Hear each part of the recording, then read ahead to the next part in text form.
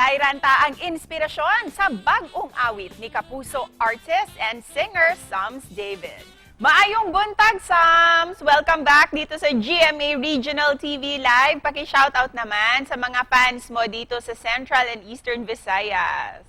Ayan po, maayong buntag po at maupay nga aga sa mga viewers ng GMA Regional TV Live. Hello po! Good to see you once again, Sams. At syempre, napanood namin yung performance mo sa NCAA. Kumusta naman Yes yung po. naging halftime experience mo?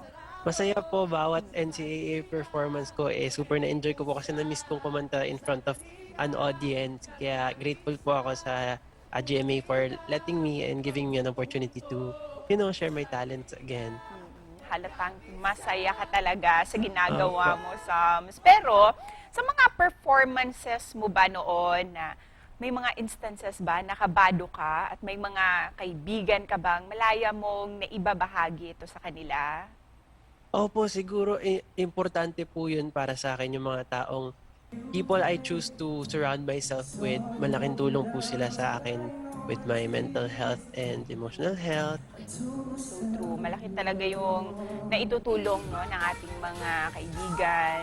Speaking of that, Sams, eto, may bago kang single na marami daw talaga ang nakaka-relate. Can you share this to Yeah. us? Ayan po, meron po ang bagong single. Ang title po nito ay Kaulayaw. At ako po yung sumulat ng kanta na to. And kaka-release lang po nito last June 30.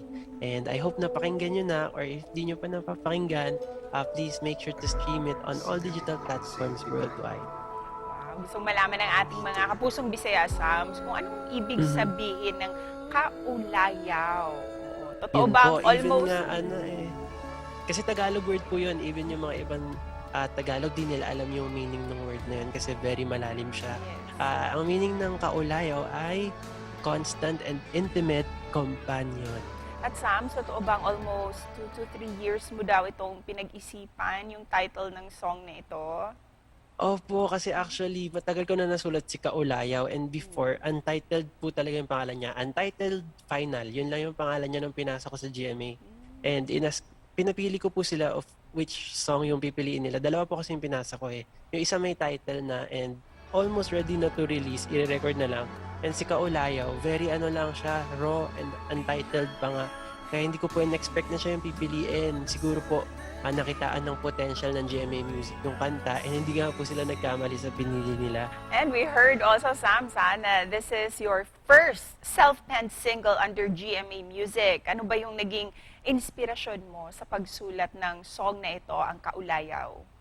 Siguro po ang naging inspirasyon ko was yung kagustuhan ko po magbigay ng comfort, not just for myself, but for everyone.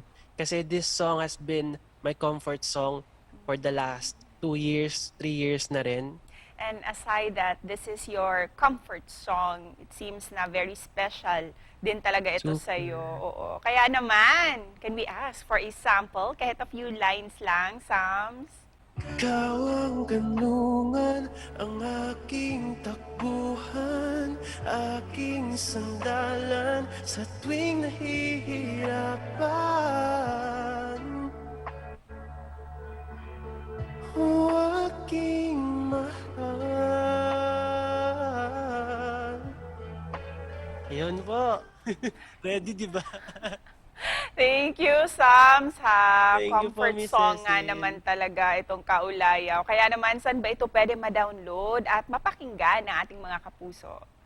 Yung mga kapuso, maaari nyo po itong mapakinggan sa Spotify, YouTube Music, iTunes, and sa iba pa mga digital platforms worldwide. And to end this interview, Sams, ano naman ang mensahe na gusto mong ipaabot sa ating mga kapuso ngayong umaga? Ayun po, I just want to remind everyone to stay humble because a humble heart is a grateful heart and a grateful heart is a happy heart. And we're also very grateful for joining us this morning, Sams. Thank you po. Grateful talaga kami sa iyo. Dagang salamat and Thank you congrats. po. Thank you po. God bless, Miss Cecil.